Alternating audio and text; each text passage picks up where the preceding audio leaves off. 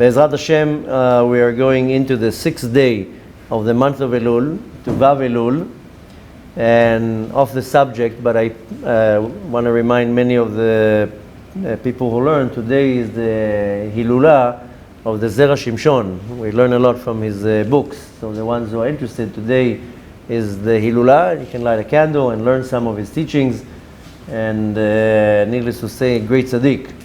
But nevertheless, today is the 6th day of the month of Elul, and I'll tell you later the full name, Be'ezrat Hashem. Just to very quickly recap what we were doing the last couple days. So the first day we made a switch in our mind. Second day we created a list. Now we're very quickly going through the list so we can start laying down a roadmap for the journey of Teshuvah. Yesterday I was talking specifically about the refinement of character, of the Tikkun HaMidot. We went very briefly on that. Next week we'll start elaborating a little bit more in depth, specifically of Tikkun HaMidot. But today we'll talk very briefly. One of the parts on the list is, I said that in the 2 columns that we make, we do 1 column about all the hachlatot, the resolutions that I took. I don't like using the word resolution, so I'm just going to say once hachlata means resolution, I'm just going to say hachlatot. Because usually on Rosh Hashanah, Yom Kippur, Elul, Simchat Torah, I'm in the right mood, so to say. I'm inspired and I take on myself, you know what, this year I'm going to finish a masechet. This year I will do this and that, this year I'll do this and this. And usually that never holds too long. So I was suggesting to do 2 columns. One of them is all the achlatot that I did, but I actually fulfilled them. And the question is, how many of them are going to be on that column? But you make one side of all the resolutions, the achlatot that I made, and I was able to do it. I decided that this year I'm going to stick to a minyan. Every day I'm going to pray 3 times a day in a minyan. Maybe I failed twice or 3 times, but I would say 85% to 95%, I made it. You want to put it on the list that I was able to sustain the decision that I took on myself. Needless to say, to give yourself credit points, to tap yourself on the back, but more to analyze which ones I was able to actually fulfill. On the other side, you make the list of the ones that I took on myself, but nothing happened. It survived 3 days, 3 weeks, and then stopped.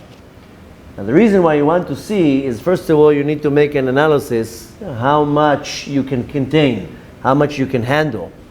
You know, when I was a little kid, my father always told me that I have big eyes. I would go to a restaurant or eat dinner, the plate was full. And he was always telling me, why are you taking so much? You're never going to finish it. You're not going to be able to handle it. You have big eyes.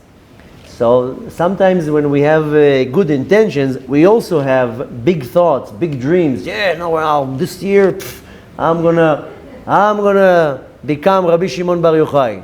So even when your spiritual growth, you have to measure how much you can handle, because better to do a little bit but to do it right than to do a lot and not to do it at all, or to do it bad.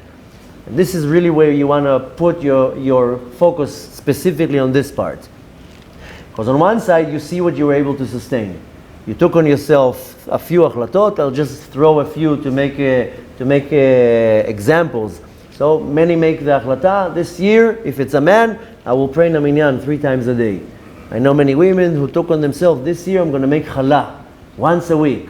So the first 4 weeks it worked out, and then it went to twice a month, then it went to once a month, then it went to nothing, and go buy chalot in the bakery. And again, I'm not trying to chas v'shalom hurt anybody. It's just to see how it usually happens. So there are many things I can tell you for myself. I can't talk about other people, but I had many hachlatot on the way that I'm going to be very particular with doing netilat yadayim next to the bed. I'm going to be very particular with wearing tzitzit 24 hours a day, not to take the tzitzit off, or whatever. Each one has their thing. But when you're looking at the list, you want to see the ones that you were able to do, to analyze why these ones I was able to do. Forget about now that you want to tap yourself on the back and say, Baruch Hashem, kol hakavod. You know, if I made 20 resolutions, there were 20 achlatot, 3 I was able to do, good. 3 is better than 2. But I want to see what are these 3. And then of course the ones that I wanted to do and I couldn't do. Now let's say I took on myself to pray in a minyan. And you know what? One of the years I took on myself I said, okay, this year I'm going to make sure that I'm never missing a minyan. Happened to be 4 months into the year, we relocated. And where I lived, there wasn't a minyan there. I had to drive 25 minutes to 35 minutes to find to the closest minyan. So now what? I didn't get it. I didn't do it every day. It was a big thing. And of course then the Yetzer Hara started saying, oh, you're going to drive now? Half an hour? Just pray at home. So go just to Shacharit. You know, the Yetzer Hara, he knows how to make it more convenient. Don't have to go all the time. You know, just go for Mincha and Arvit, and in the meantime you'll do shopping or whatever. So that was very hard to fulfill the Hachlata. Now, of course, what was my excuse? Well, I live very far. I can't make it to the minyan. It was 2.2 miles to walk from the closest Bet Knesset to where I was. So 2.2 miles to drive. No, sorry, what am I talking about? It was 3.2 or 4.2, whatever. It was about a 25-minute drive, and on Shabbat was about a 45-minute walk. Now, 45 minutes in the summer to walk with a talit on you and a black jacket, that's not so fun. You get there, you're already hyperventilating. But nevertheless, why am I saying that? Because my Yetzer Hara had all the excuses why I shouldn't fulfill this Hachlata. So when I came to sit and think about it, I was like, wait, it wasn't my fault. So one can say, you're right, it's not your fault, but you still made a decision. How much did you work towards it? And I can tell you that I failed many times because the Yetzer Hara told me, what, you're going to drive now 35 minutes to pray 10 minutes? I mean, come on, just pray at home. So anyways, why am I saying that? Because sometimes the Yetzer Hara will corner you and tell you how great you were. No, it's okay. Yeah, I mean, you're good to go. And the Yetzer Hara gives you a discount. So you want to look at this list and you have to be honest. Now, a lot of people, I can tell you, will say, I didn't make any achlatot. Then that's already bad. Because in an auspicious time like Elul, that's the time when you want to take on yourself. I told you already, now it's like yesterday I gave the analogy of the subway surf. That you took the prize and you double power, double speed, you're flying. A different day I gave another analogy that the Kadosh Baruch Hu gives you on Elul a coupon. Instead of paying 100%, just pay 3%. So it's very easy on Elul for the ones who are determined to take on themselves a lot of achlatot. Now, a lot sustain. If you can pull through it for 40 days, good. But even if 50%, 40%, 30% remains, that's also good. What you want to take in this practice is, first of all, to see what are the ones that you were able to do and what are the reason. Because it was easy, because I gained something. Sometimes you're able to do something because you gain something. So, gain something. Sometimes it can be a financial gain. Sometimes it can be whatever social, whatever it is. Sometimes you see, well, what is the cause? Why I was able to do it? Yeah, because I got something out of it. So you want to make that analogy. And then you want to look at the ones that you weren't able to do and to analyze, why weren't I able to do this, and this? And again, you can't look for excuses. To be honest here. And the point to take from that is that you want to take a few additions, but rather do a little bit and be successful than take a lot and not be successful. Because when you take too many additions and you're not successful, psychologically you see, wait a minute, I'm failing with everything. And I'm not able to sustain it. And psychologically, subconsciously, you're like, wait a minute, I'm instead of going forward, I'm going backwards. You rather take a few and say, let me master these ones, let me get them, as they say, under my skin or in my routine, then I'll take another one. But the point of the achlatot is, because now is a very, very good time throughout Elul, is to say, what do I want to take on myself for the coming year? Because the Kadosh Baruch Hu tells you something very interesting. He says, whatever you didn't do the last 11 months, let's put this aside for a second. Whatever you'll do in the month of Elul, I will take that and retroactively add it to what you didn't do for 11 months. Just imagine the kindness of the Kadosh Baruch Hu, that he says, let's stop right here and do damage control. Whatever you didn't do till now, I'm willing to kind of ignore, turn my head around. But if you do it very, very seriously and diligently in the month of Elul. So that's the time when you want to, so to say, pack it in. And I know it sounds like you're cheating. I know it sounds like, what am I, fooling Hashem? He knows I didn't do it the whole month. Yeah, you're right. But I do the same thing with my kids. I tell them, okay, forget about the last couple days. Let's start fresh. And if you do now what I tell you exactly, I'm willing to retroactively consider like as if you did it. So first of all, you want to add all these things, because you want to, you want to get on Hashem's best side, especially before you go on Rosh Hashanah. I mean, Rosh Hashanah is the day that everything is decided. You don't want to prepare yourself 2 days before Rosh Hashanah. You want to already now prepare yourself. And it's not about cheating the game. More than that, whatever you take on yourself in Elul, there's a very good chance that 40 to 60% will remain. You'll be able to sustain it. Usually after Sukkot, everything comes down.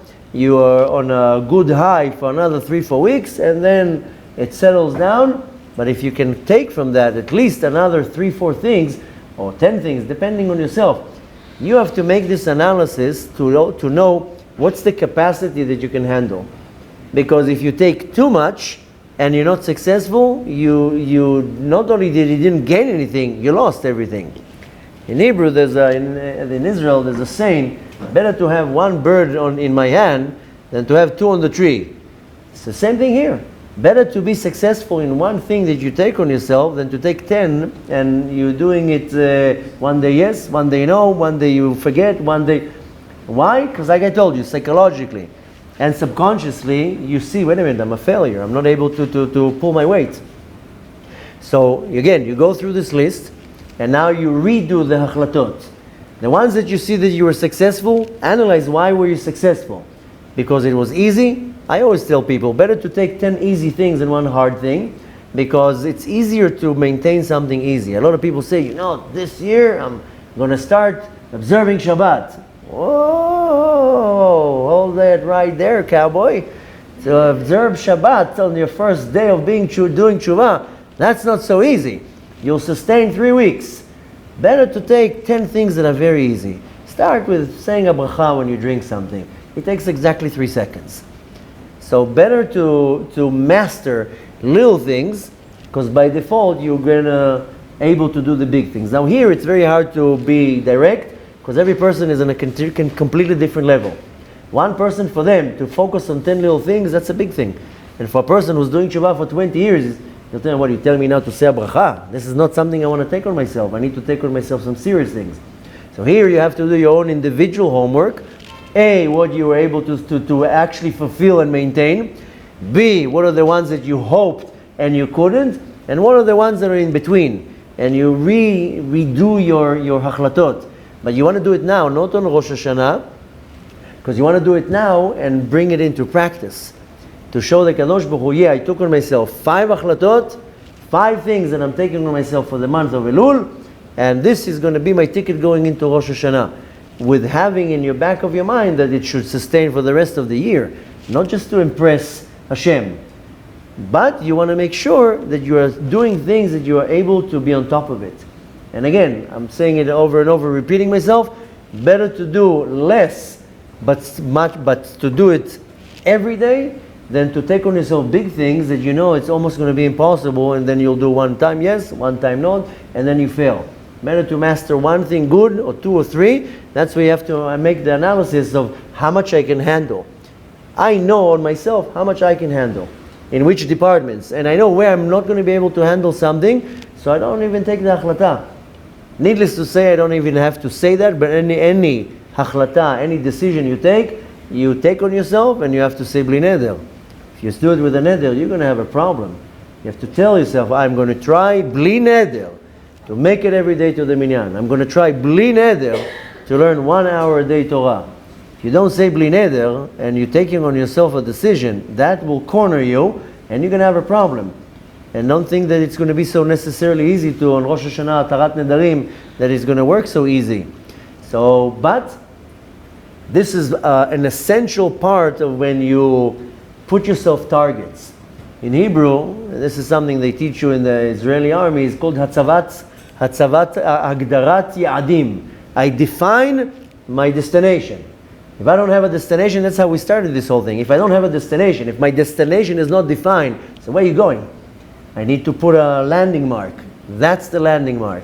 And right now, the landing mark is to do A, B, and C, or A, B, and C till Z, for the minimum of the 40 days till Yom Kippur. Or you take on yourself 60 days, 40 days, whatever. Because when you do it consistent, and you do it repetitively for at least 40 days, then it becomes already part of the system, then you're able to incorporate it into your life.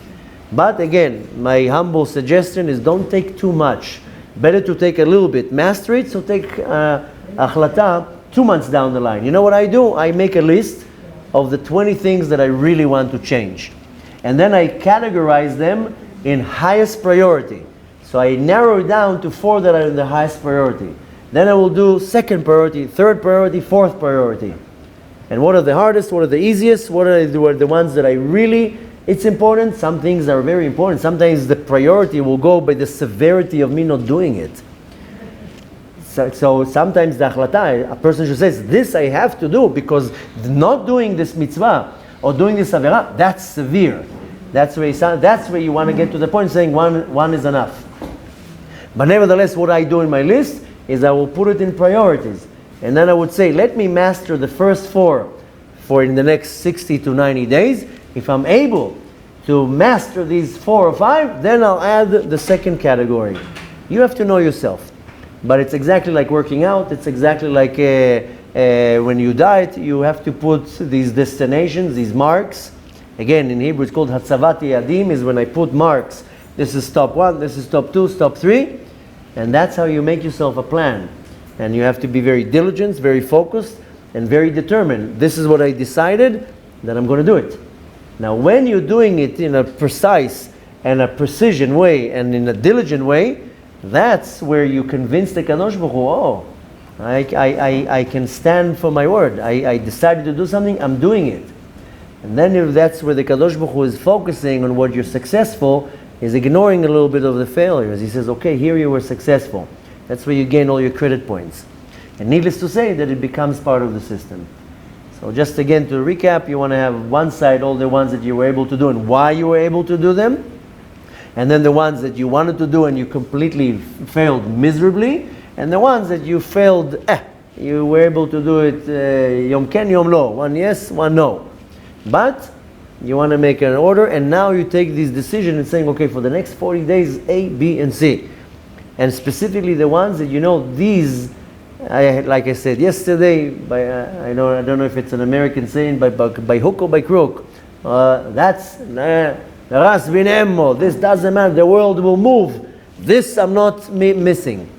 And when you focus on the target, then and you achieve it, also at the same time, subconsciously and psychology, you are able to. I was able to succeed. I was able to put a target and to fulfill it.